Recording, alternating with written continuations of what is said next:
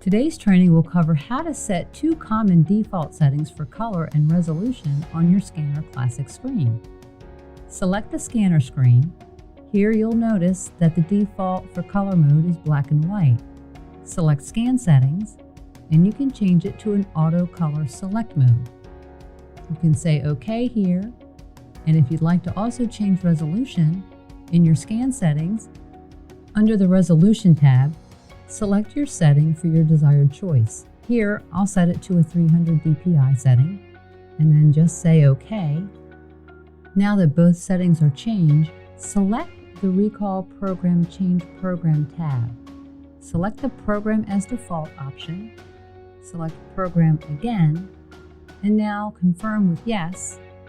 Now both settings are set as permanent defaults on your Scanner Classic screen.